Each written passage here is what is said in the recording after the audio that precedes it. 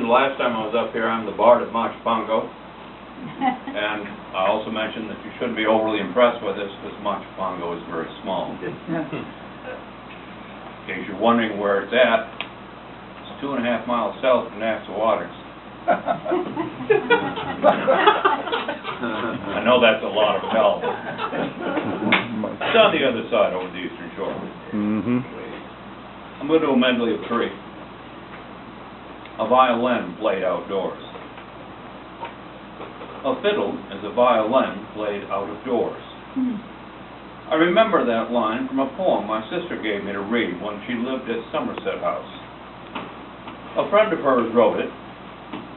Once when we returned to her apartment, she said, "That was her on the elevator, the woman who wrote the poem you admire so much." I wondered if the delayed identification felt slighted by the skipped introduction. I was still drinking then, the kind of brother you tolerated, but did not introduce to friends. I hid my disappointment under another Heineken. Food Line Seltzer. 12 ounces of carbonated water with a hint of lemon, a thread of lime, just enough to puzzle the palate and justify the label, to set it apart from mandarin orange, cherry, or whatever other almost flavors the house brand offers.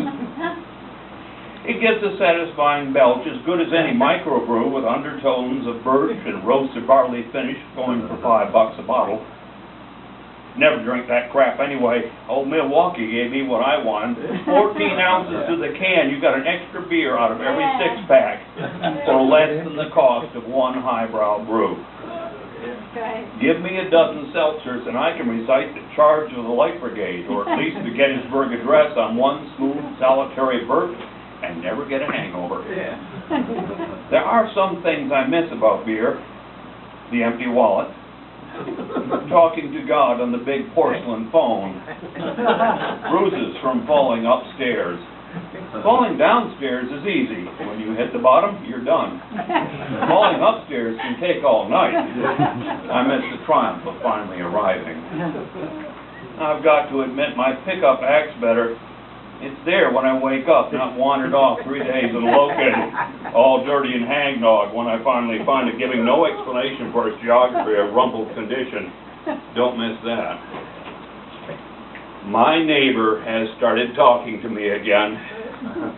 I could care less about her damn dog, but it would take a strong effort, and I don't believe it understands every word she says. If it gets too bad, I'll sog down 2 or 3 seltzers and just Gettysburg Address her on back home. Welcome to the neighborhood.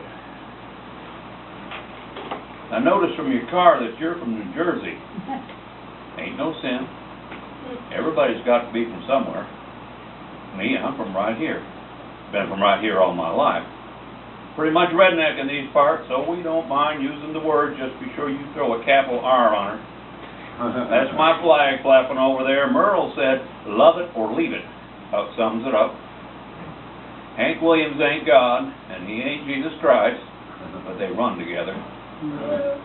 Dogs are for hunting, so that little foo-foo critter belongs to your wife. If it don't, lie. My wife's good looking. Every redneck wife is.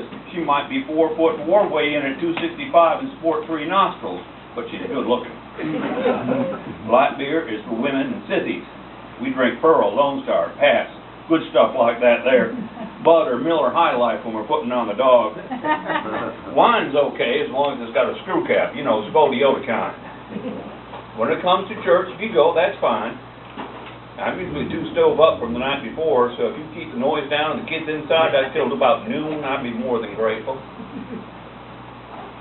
You might want to consider getting a pickup. If you do, buy American. It ain't mandatory, but it'll help make up for being from Jersey.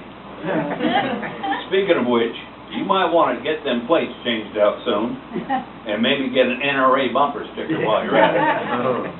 Live and let live around here. Rednecks really ain't got no rules. Probably be best if you don't break any. Thank you.